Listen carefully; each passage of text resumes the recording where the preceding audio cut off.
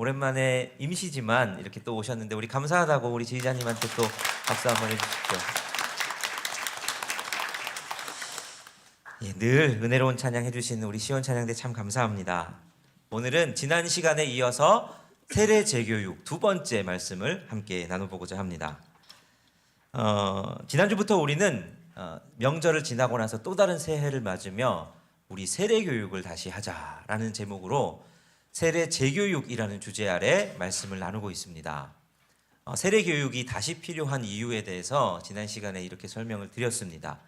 초대교회 당시에는 세례 교육이 참 중요했다 말씀드렸죠. 박해가 있었던 시기입니다.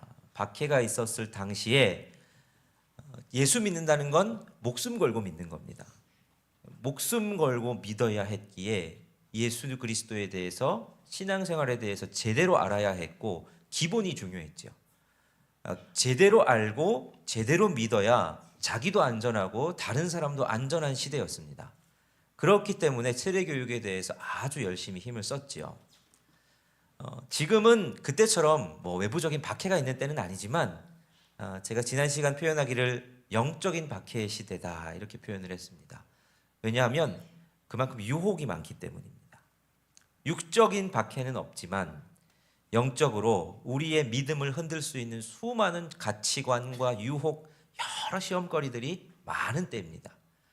그럴수록 우리가 예수를 믿는다는 거, 신앙생활 한다는 게 뭔지 기본을 잘 다져놔야 흔들리지 않고 신앙생활 할 수 있겠다 하는 마음으로 우리가 다시 한번 기본을 다지자는 의미로 세례 재교육이란 주제를 잡았죠. 그러면서 첫 시간 때 우리가 나눴던 주제는 우리는 왜 죄인인가 하는 이 죄의 문제를 다뤘었습니다. 기독교가 복음을 전할 때 좀 효율적이지 않은 방법이지만 항상 첫 복음을 받아들이는 사람에게 질문을 던진다 그랬죠. 당신이 죄인인 줄 아십니까? 이 효율적이지 않은 질문, 복음을 받아들여야 될 사람을 기분 나쁘게 할 수 있는 이 질문을 던지는 이유는 이 질문이 복음을 받아들이는 데 있어서 출발점이 되기 때문이다. 이렇게 설명을 했습니다. 내가 죄인인 걸 아는 게 중요하죠. 그걸 우리가 이제 무통증, 통각상실증이라는 병을 들어서 설명을 했지요. 몸에 통증이 있어야 내가 지금 몸이 안 좋구나, 내가 문제가 있구나, 병이 있구나, 내가 다쳤구나를 알아야 병원에 가서 치료를 받지. 그걸 모르면 병을 키워서 더 아프거나 목숨을 잃게 되거나 하지요. 우리 영혼도 마찬가지입니다. 우리 영혼도 영혼을 아프게 하는 죄라는 질병, 이 질병이 내 영혼을 지금 아프게 하는구나, 내 영혼이 지금 내 심령이 아프구나를 알아야 우리가 이 병을 치료할 다음 단계로 나아갈 수 있지요. 그래서 죄가 아픈 게 중요하다 말씀을 드렸습니다. 원죄라는 걸 아는 게 중요하죠. 다른 세상 사람들은 살인, 간음 이런 것만 죄라 생각하지만 우리 속에는 원초적인 원죄가 있다 그랬습니다. 그 원죄는 다름 아니라 하나님이 기준이 아니라 내가 기준 되려고 하는 마음, 하나님이 주인이 아니라 내가 주인 되려고 하는, 내가 내 인생의 주인공이라고 생각하는 그 마음이 원죄다 이렇게 말씀드렸습니다. 아담과 하와에게는 하나님이 태초를 창조하신 때부터 주어진 기준이 있었지요. 이미 너 선악과 먹으면 안 된다, 먹으면 반드시 죽을 거다, 이 기준이 있었습니다. 근데 뱀의 모양을 한 사단이 와서 유혹하죠. 이거 먹어도 돼, 야, 안 죽어, 이거 먹으면 너 하나님처럼 돼서 네가 선악을 판단하는 능력을 가지게 될 거야. 아담과 하와는 하나님의 기준이 아니라 사단, 뱀의 기준을 선택했습니다. 그게 죄지요. 하나님이 기준이 아니라 뱀이 말한 게 뭡니까? 네가 하나님 될 수 있어, 이거거든요.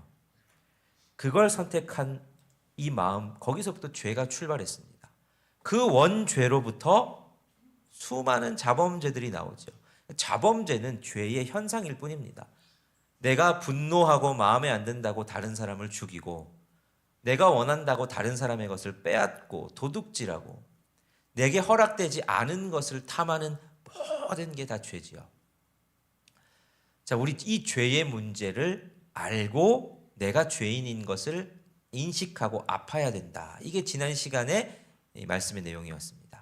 자, 그러면 오늘은 우리가 그 죄인이라는 것을 내가 알았다 그러면 이 죄의 문제를 그러면 해결해야 될 거 아닙니까?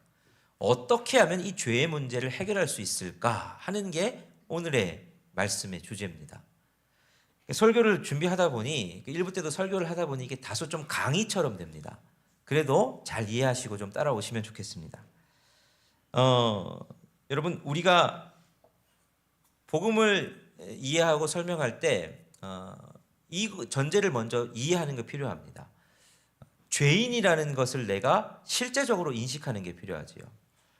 모든 결과에는 다 원인이 있다, 이런 말을 우리가 합니다. 어떤 결과는 항상 그 결과를 이끌어낸 원인이 있는 거죠. 그 원인을 보면 이 결과가 나오겠구나라는 것도 알 수 있습니다.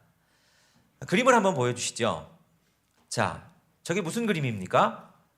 굴뚝에서 연기가 나고 있습니다. 옛날 시골에는 시골을 돌아다니다 보면 저 집 밥하네 하는 거 다 알았죠. 동네 사람들이. 왜 압니까? 예, 굴뚝에서 연기가 나면 저 집 밥하나 보다 알게 되는 거죠. 자, 굴뚝에서 연기가 난다는 건 결과입니다. 결과적으로 굴뚝에서 연기가 나는구나. 그럼 원인이 있죠. 다음 그림을 보여주시면 밑에서 불을 떼고 있기 때문입니다. 밑에서 불을 떼니까 굴뚝에서 연기가 나는 거죠. 불을 떼는 건 원인이고 연기가 나는 건 결과입니다. 자, 이런 원인과 결과의 관계가 우리 죄의 문제에서도 동일하게 작동을 할 수 있습니다. 죄에도 결과가 있습니다. 우리가 죄인이라는 것을 알려면 내 속에 죄가 있구나 없구나 하는 것을 우리는 모르지 않습니까? 안 보이지 않습니까? 그러면 죄의 결과를 보면 됩니다. 죄의 결과는 뭐냐? 첫 번째 죄의 결과가 바로 죽음입니다. 자, 창세기 2장 17절 말씀을 우리 함께 한 목소리로 읽겠습니다. 시작.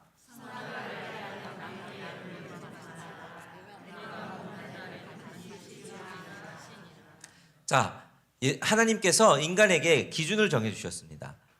선악을 알게 하는 나무의 열매는 먹지 마라. 내가 먹으면 반드시 죽을 거다. 자, 먹는 건 죄입니다. 그러면 죄의 결과는 어떻게 되느냐? 반드시 죽는 겁니다. 그래서 인간은 우리 지난 시간에도 살펴봤지만 죽을 수밖에 없는 존재가 됐죠. 당장은 죽지 않았지만 누구든 죽을 수밖에 없는 존재가 되어버렸습니다. 그게 인간입니다. 자, 여러분 중에서 나는 안 죽는다 하시는 분 계십니까? 안 죽을 것 같지만 다 죽습니다. 세상 지금까지 살아온 사람 중 한 사람도 안 죽은 사람은 없습니다. 안 죽으려고 노력하고 또 노력했지만 다 죽었습니다. 그게 인간에게 정해진 결과입니다. 그 결과를 보면 우리가 뭘 알 수 있습니까? 내가 죄인이구나. 우리는 태어나면서부터 죽음을 향해 가는 존재거든요. 몸에 근육이 조금씩 빠지고 나이가 들면 흰머리도 생기고 주름살도 늘어가고 노안도 오고 그게 다 우리가 죽어간다는 걸 보여주는 현상이죠. 인간은 다 죽습니다. 근데 그게 원인이 있습니다. 죄 때문입니다. 하나님이 그렇게 말씀을 하셨습니다. 두 번째 죄의 결과가 뭐냐? 하나님과의 단절입니다. 하나님과의 관계가 끊어지고 깨졌습니다. 자, 아담과 하와가 죄를 범하자 하나님께서 아담과 하와를 에덴 동산에서 쫓아내셨습니다. 에덴 동산에서 쫓겨나기 전까지 아담과 하와는 하나님과 얼굴과 얼굴을 대면하여 보면서 정말 친밀한 관계로 지냈습니다. 이보다 더 좋을 수 없는. 근데 죄가 관계를 깨뜨렸습니다. 죄는 관계를 깨뜨립니다. 부부 사이에도 잘못을 하면 부부 관계가 깨지지요. 부모와 형제, 친구와 친구, 이웃과 이웃 사이에 죄를 범하면 잘못을 하면 관계가 깨집니다. 죄의 결과 관계가 깨어지는 거, 하나님과의 관계가 단절된 게 죄의 결과입니다. 그래서 세상이 하나님을 모르는 것 자체가 죄의 결과입니다. 하나님을 모를 수밖에 없죠. 죄 때문에 관계가 끊어졌으니까요. 세상이 하나님을 볼 수 없습니다. 여러분, 하나님 눈으로 보시는 분 있으십니까? 나는 좀 하나님의 목소리가 들려 하시는 분. 우리가 하나님의 음성을 듣는다고 표현하는데 그건 귀로 듣는 소리가 아니라 마음으로 듣는 소리죠. 그런데 에덴 동산에선 그렇지 않았습니다. 마침내 회복될 나라에서도 하나님 나라에서도 그렇지 않을 겁니다. 그때에는 지금은 거울을 보는 것 같이 희미하나, 여기서 거울은 청동 거울이기 때문에 희미하죠. 그 당시에 거울은 희미하게 보이는 것이지만 그때에는 얼굴과 얼굴을 대하여 볼 것이다 라고 말씀하십니다. 하나님과의 관계가 깨어졌구나. 내가 하나님 못 보고 하나님 목소리 못 듣고 세상이 하나님 모르는구나. 이게 죄의 결과입니다. 그러면 내가 죄인이구나 알 수 있죠. 세 번째 죄의 결과는 뭐냐? 심판입니다. 근데 이 심판은 우리가 당장 확인할 수가 없습니다. 우리가 죽고 나면 하나님 나라가 마침내 임하시면 그때 심판이 있지요. 근데 사람들은 무의식 중에 심판의 두려움을 느끼며 살아갑니다. 이 사후세계에 대한 두려움이 있습니다. 죽고 나면 도대체 어떻게 되는 거야? 그 심판의 두려움을 무의식적으로 가지고 있죠. 이것들이 죄의 결과입니다.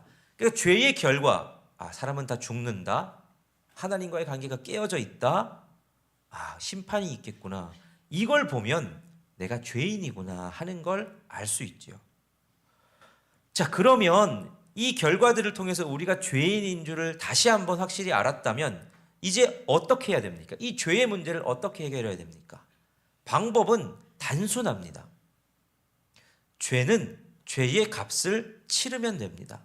죄값을 치르면 되죠. 자, 세상에서 우리가 죄를 범하면 이제 경찰에게 잡혀가거나 아니면 그렇게 해서 법정에 섭니다. 그러면 우리 죄에 대해서 판결을 하죠. 어떤 사람은 당신은 이런 죄 저질렀으니까 벌금형 하고 벌금을 선고받고, 어떤 사람은 당신은 이런 잘못했으니까 징역 몇 년, 3년이면 3년, 5년이면 5년, 당신은 너무너무 잘못 크게 했으니까 무기징역, 이렇게 할 수 있습니다. 형을 선고받습니다. 그러면 벌금형을 선고받은 사람은 벌금을 납부하면 어떻게 됩니까? 더 이상 그 죄에 대해서 탓하지 않습니다. 죄값을 치렀으니까요. 징역형을 선고받은 사람은 3년이면 3년, 5년이면 5년 감옥에 들어가서 감옥살이를 하다가 나오면 죄값을 치른 겁니다. 더 이상 그 죄에 대해서는 뭐라고 하지를 않습니다. 이미 죄값을 치른 거니까요. 자, 그러면 우리가 죄라는 이 원죄에 대한 값을 치르면 우리가 원죄를 해결할 수 있습니다. 근데 원죄에 대한 죄값이 뭡니까? 죽음입니다. 사형입니다. 아까 우리가 읽었지요. 너 이거 먹으면 반드시 죽을 거야. 하나님은 죄를 지으면 그것에 대한 죄값을 정해 놓으셨습니다. 우리의 법이 형량을 정해 놓았듯 하나님도 원죄에 대한 형량을 정해 놓으셨는데 그게 바로 죽음입니다. 사형이죠. 자, 그런데 그러면 우리가 죄값을 해결해야 되는데 우리가 죽으면 이거 어떻게 해결합니까? 죽으면 다 끝나는 건데, 망하는 건데, 인간으로 이 죄값을 치를 방법이 없는 겁니다. 어떻게 하나? 사람들이 그래서 해결할 방법이 없자 자기 나름대로 방법을 연구하고 찾기 시작합니다. 그래서 사람들이 주로 어떻게 합니까? 착하게 살면 내 죄 해결할 수 있겠지 생각합니다. 선행을 많이 하면 내가 구원받을 수 있겠지. 내가 착하게 살면 되는 거 아니야? 라고 하면서 나는 착하게 살았으니 죄 없다라고 말합니다. 근데 그렇습니까? 죄는 이 관계가 깨어진 죄를 짓고 이거 죄로 말미암아 피해를 본 사람 두 사람이 합의되는 방법으로, 즉 죄를 용서해 줄 권한이 있는 사람이 제시한 방법으로 해결해야 해결되지, 내가 부부간에 문제가 생기고 죄를 지었는데 남편이나 아내가 부부를 위해서 뭔가 죄를 해결할 방법이 하지 않고 다른 사람에게 아무리 착한 일을 한다고 이 부부관계가 해결됩니까? 해결이 안 됩니다. 하나님과 관계에서 지어진 이 죄가 어떻게 다른 사람에게 선행을 많이 한다고 해결이 되겠습니까? 그건 하나님의 방법이 아닙니다. 그래서 어떤 사람들은 내가 죽음의 문제를 이겨봐야지 하고 과학의 발전을 통해서 우리가 영생할 수 있지 않을까 이런 생각도 하기도 하고, 또 어떤 사람들은 이성적인 철학, 이걸 통해서 아예 하나님의 존재를 부정하거나 하나님이 아닌 다른 것으로 말미암아 인간이 구원 얻을 수 있다 생각합니다. 그래서 다른 종교를 찾아가기도 하고 수많은 방법으로 이 구원을 이루어내려고 막 노력하죠. 그런데 하나님께서 정하신 방법이 아니면 이 원죄의 문제를 해결할 방법이 없습니다. 그래서 인간에게 방법이 없어서 하나님께서 길을 열어주셨습니다. 하나님 쪽에서 방법을 제시해 주셨습니다. 그게 구약 성경에 나타나는 제사입니다. 제사는 제물을 대신해서 죽임으로 말미암아 자신의 죄를 속하는 겁니다. 자, 히브리서 9장 22절 말씀은 이렇게 기록을 합니다. 우리 함께 읽어보겠습니다. 시작. 피 흘림이 없은즉 사함이 없느니라. 자, 피 흘림이 있어야 정결하게 된다. 피 흘림이란 건 그 생명을 말하는 거죠. 하나님이 출애굽한 이스라엘 백성들에게 시내산에서 두 가지 주십니다. 두 가지. 첫 번째가 뭘 주십니까? 율법을 주십니다. 십계명 주시죠. 모세를 통해서 율법을 주십니다. 두 번째 뭘 계시해 주십니까? 성막을 주십니다. 시내산에서 이 두 가지 주십니다. 율법은 뭡니까? 율법은 법이지요. 법은 죄를 판단하는 기준이 있습니다. 법 보니까 당신 이 율법 어겼네. 당신 죄인. 이걸 판단하는 게 율법의 기능입니다. 자, 두 번째로 그러면 성막은 뭐 하는 겁니까? 성막은 제사 드리는 곳입니다. 율법에서 판단되어서 내가 죄인이다라고 율법을 범한 사람들이 성막에 나가서 제물을 대신 잡아서 제사 드리는 겁니다. 그러니까 그때마다 기억하는 겁니다. 번제단에 제물을 올려드리기 위해서 제물을 잡을 때마다 끔찍하게 죽어가는 제물을 보면서 이게 내가 죽었어야 될 자리인데, 제물이 번제단에 올려질 때마다 저기 내가 올라가야 될 자리인데, 그걸 기억하는 게 성막입니다. 하나님께서 인간이 죽을 수 없으니 제물이 대신해서 죽이고 그걸 제사하면 내가 네 죄 사해 주겠다라고 방법을 열어주셨습니다. 공짜는 안 돼. 제물이 있어야 돼. 피 흘림이 있어야 돼. 하신 거죠. 근데 이 제사는 불완전합니다. 이거 뒤돌아서 또 죄 지으면 또 제사를 또 드려야 되고, 이 제사의 효과는 유한합니다. 하나님께서 일부러 유한하게 하셨습니다. 나중에 이 제사의 원모습, 원형을 주실 것이기 때문입니다.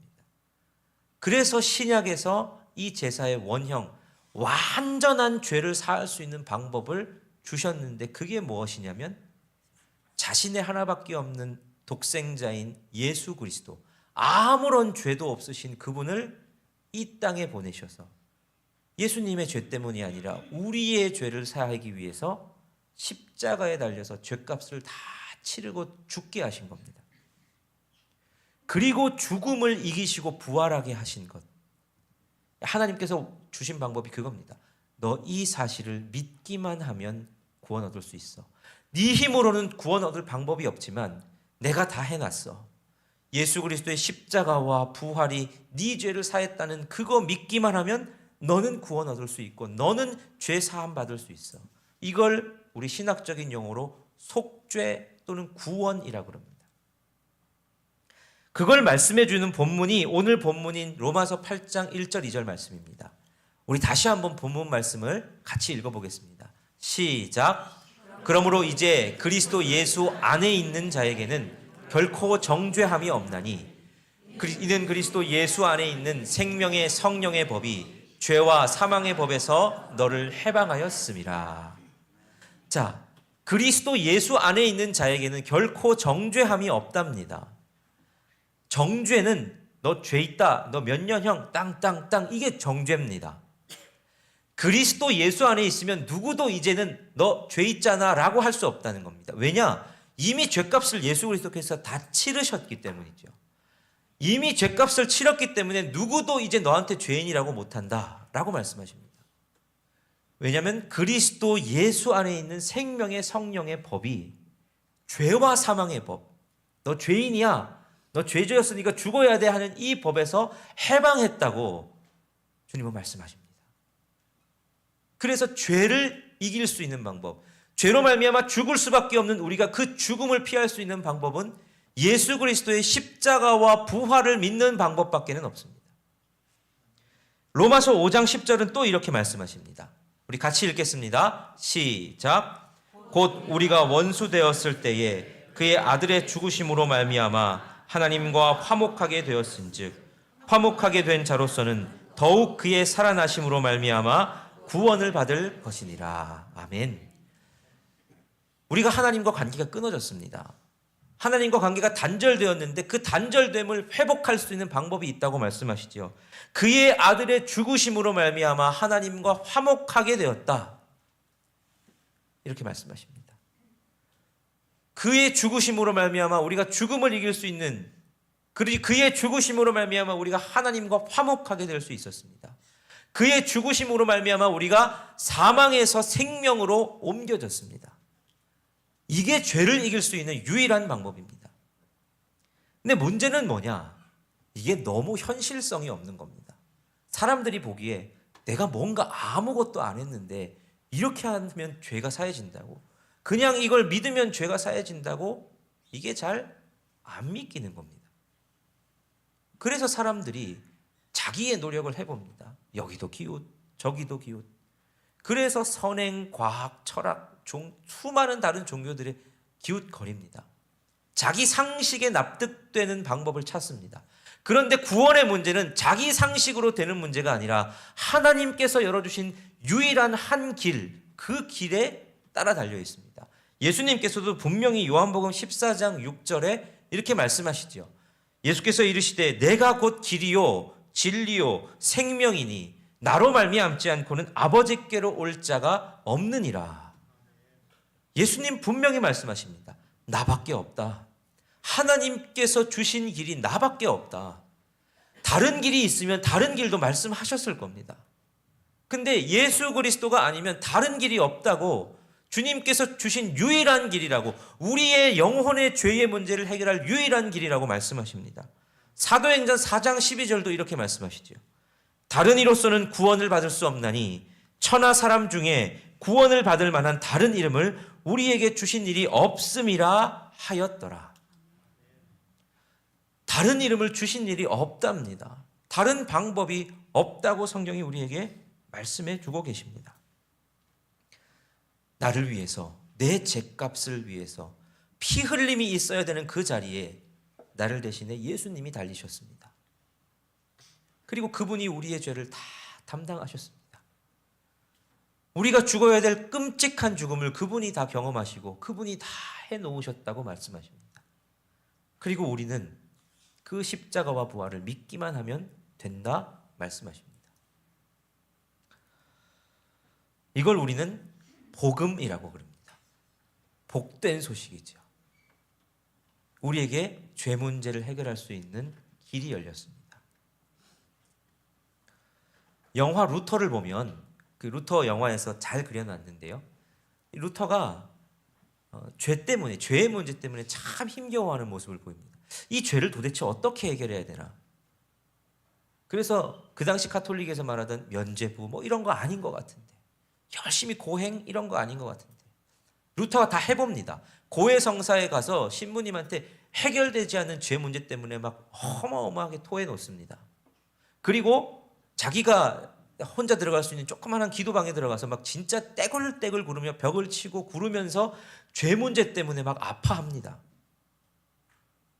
성당에 갔더니 많은 사람들이 그 당시 알려주는 것 따라서 고행을 하는데 죄 문제 해결하겠다고 맨무릎으로 성당 그 높은 계단을 올라가는데, 올라가면서 무릎이 다 까지고 피가 나는 거죠.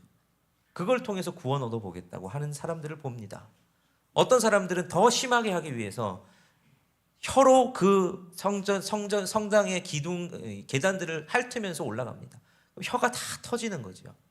그렇게 해서도 죄를 해결해 보겠다고 하는 사람들을 보며 루터가 막 이 도대체 어떻게 죄 문제를 해결할 수 있나 떼굴떼굴 구릅니다. 그러다가 말씀 속에서 발견하죠.